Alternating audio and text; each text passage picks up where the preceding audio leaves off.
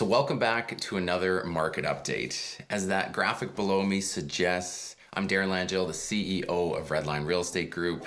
I'm your very grateful host of our monthly update. So thanks again for tuning in with me or being here for the first time, if this is your first time. I'm going to premise this again. If you have any specific questions that pop up, don't be shy.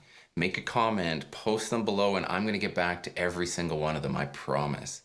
And if you like what you hear, just please don't be shy either. Put a like or a heart. I'm not going to be disappointed to see some of those afterwards. Today, we're going to discuss the February market update.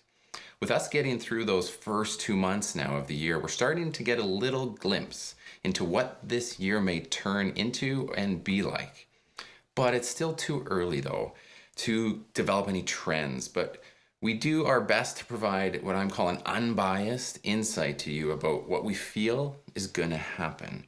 I know it's very important to have a pulse so that you can make those appropriate big life decisions you're going to make in 2019. As always, I'm going to start off with my top 3 things that I think are mostly worth sharing. So I'm going to get right into this, and then right after that, I dig into some specific stats around various price ranges, market segments, and a lot of people's favorite, hottest communities. And then I end in with what I get a lot of feedback around, which is buyer-specific tips, seller-specific tips, and then everybody else. There's a message for you if you're not looking to buy or sell and what you should know about your city's real estate market. So let's dive in. As you're going through, why don't you pull up that first graph? As you're going through this month, or maybe already, you've heard some headlines. What you're going to read probably won't sound very good. They're going to talk about the market being chilly. They're going to talk about it taking a little bit while to wake up, and sales being slower than last year. Yeah, and I can't disagree with any of that. Stats show as a whole that we are off in terms of sales year to date. February, about 10% off of last year. And then as a whole year to date, we're off a little bit more, about 13% less sales than we had in 2018. And then as this graph that I'm showing you suggests, the benchmark price is also down. You'll see my trend line that we created. It's off about 4.36% as a whole of Calgary. But there is some positives here that I'm going to surface, because if you look close enough, there's some stories to tell. And knowing me, that's what I'm finding to bring to you. Headlines aren't good enough. Let's pull up the sales graph specifically. When we look at our sales and what transpired from January to February this year so far, and then we compare it now to what happened January to February last year, this is that little micro positive story I wanted to talk to you about. When you look at those in comparison, our sales from January to February are actually up 21%. But where last year at that same time, it was only up 13%.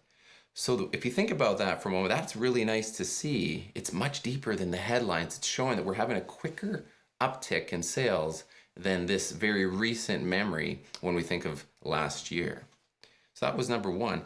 Number 2, we'll talk about the listing side on this one. January to February this year, we've actually seen a 14% decline in new listings. Now, last year in comparison, we only saw a 2% decline in new listings. So this shows us that we're not jumping right out into the marketplace with a whole new flood of new inventory like we saw last year. So that's another mini story that's massively positive towards some sense of future recovery. And the third thing that I wanted to point out, this micro story, is around inventory.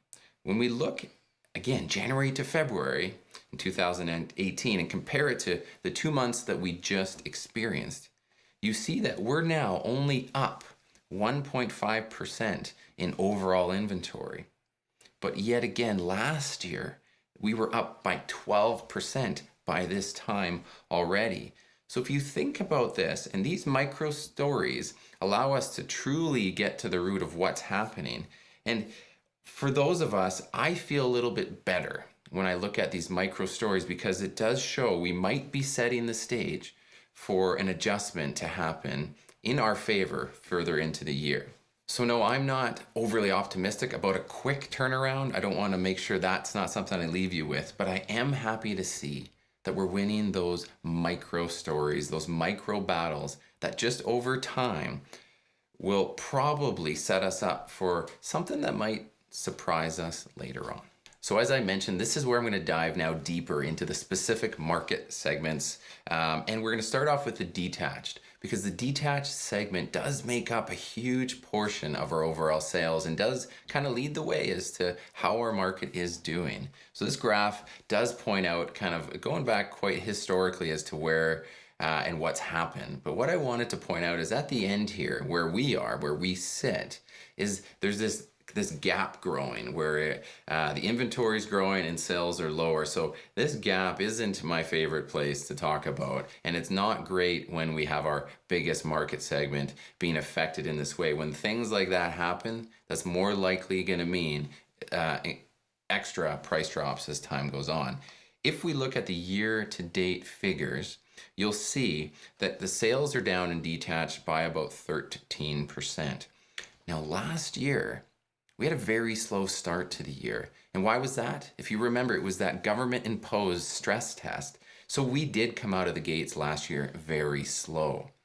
What I don't like to see is, okay, we didn't get hit with a new series of government changes, and yet this year we're still looking slower than that. So that's something that I wanted to point out, and it is unfortunately being driven by our largest market segment. Now the apartment segment, the thing to note here, it's not a sales story, it's more about new listings. And we're seeing that year to date, it's actually had 15% less new listings hit the market. That's fantastic. It's by far the most of all the property types.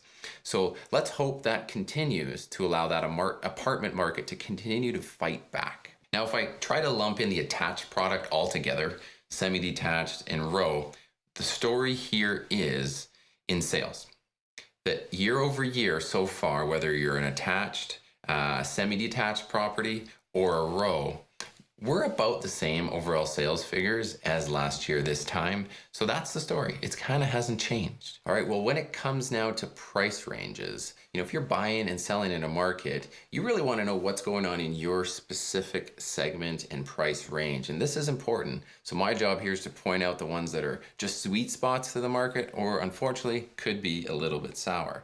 When I look at this, I do it in two ways. Is month over month comparisons, like how has February this year done versus last year? And then just in general, year to date, as we've been accumulating sales, how is it doing? So when I look at the month over month story, we're seeing that the low end of the market is trending by far the best.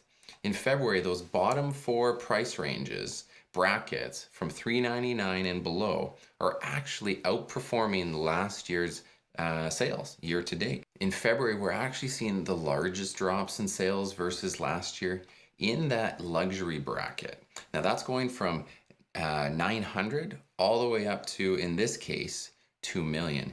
That band of properties on average is seeing about 50% less sales than at this time last year. So that's a big change from last year, where a lot of the luxury bracket was doing quite well. Now, when I look at it from a year-to-date perspective, the lowest prices are the ones that are kind of, as a whole, trending closest to last year. And like I said before, in February's numbers, as a year-to-date, at times doing even better. Like that 350 to 399 bracket is actually outperforming how it went last year. But that 800 all the way to 1.75 is around that 30% less sales year to date. So that's a big band of homes that are doing substantially less than they did the year before. All right, hottest markets. You want to know that, right? What I want to talk about here is that in January, there's a lot of new inventory that comes to market and sales haven't quite crept up yet. Think about that. A lot of people are relisting their homes after the Christmas season. So what you would expect in February is another continued uptick in an inventory, which we've seen, and sales will start to pick up. So what we're noticing across all districts, all property types, is that the sales to new listings ratio is getting stronger. That's the biggest thing I want to tell you. That's going in the right direction, and it's what we hope to see, so it is happening. Now, when you look at hottest markets as well, I also look at price ranges. So month over month, figures are showing that for the most part, we're seeing a slight bump up. For the majority of the time, I'm seeing about 6 of the 8 districts in every property type either be flat or slightly up. So again, we are trending out of the slowest 3 months towards the spring market. That's good to see that our year over year numbers are still in the negative for benchmark price, but our month to month are starting to flatline and some places go up a little bit, which is exactly what we expect and wanted to see leading into the spring. For those of you now wanting hyper-specific information about kind of the hottest communities, I've got a few to speak about. I talk about it, sales to new listings. So the more sales that happen in relation to the new listings, the better your community is doing. And we've got some kind of small micro communities doing well, but we also have some larger ones that have really performed incredibly well this last month. And I also look at it around months of supply. When the months of supply is low, that means things are turning over very fast. So as far as the larger communities that are doing well in both regards, is Country Hills Village. It's doing incredibly well. Huntington Hills, doing very well. Mindapore as well on both regards. And then the last one I'll comment on is Mayland Heights. So those are my picks this month for hottest communities, and the data is showing. So it's not just me and my thought process. All right, so for the buyers out there, what can I tell you? What should you know if you're buying in today's market? The one thing that stands out for me here is the sales price to list price ratios. Looking at this year over year across the market types, you're going to see some stuff. Detached, we've seen a 1% drop in sales, final sale price to list price. For apartments, we've seen 1.35% drop. For the semis, 1.5% drop. And then the row, for some reason, are staying about the same. So what this means, knowing this, you should get excited to get out there, as it shows as we get into the spring selling season that the discount that you're able to get on a property is really high right now. Those are significant changes in percentages over just 1 year's period. So go and take advantage of that. Go out and negotiate the heck out of it and get out there in the market and grab yourself a great deal before the normal spring market hits. Now, speaking to my sellers, my advice is pretty simple on this. Days on market is up significantly. Detached market alone is up 30% over last year. What that equates to is about 15 days longer on average to sell a detached home. And as I just told those buyers, sellers are having to take more off of the list price to achieve a bona fide sale. You need to be fully aware of this as you enter or even entertain getting into the market. We're not talking about price drops in the thousands right now. We're talking about them in percentage points. That is our new normal.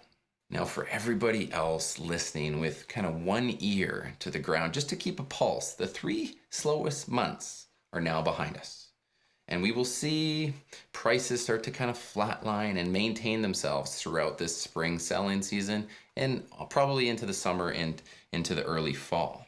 These next 6 months will tell us if we will indeed see another year like 2018 where our equity positions just dropped just a little bit. So if you're not in the market, there won't be a lot to really care about or listen to, honestly, for the next 6 months, because we're going to flatline and it's going to be that way. And that's good news, because we've been a little fearful for a little bit while, and I'd like to think we've got 6 months ahead of us to just watch and before we start to wonder or even be worried about what may be coming down the pipeline. Now, that being said, if you're planning a possible sale within that 6 months period or even a year out, it is never a bad idea to get an incredibly good up-to-date analysis around your property and the property type you're looking to get into. Do not disregard that. We're here to help. So that's about it. I'm wrapping up another update. I hope you're able to get some piece of valuable, some bit of takeaway once again.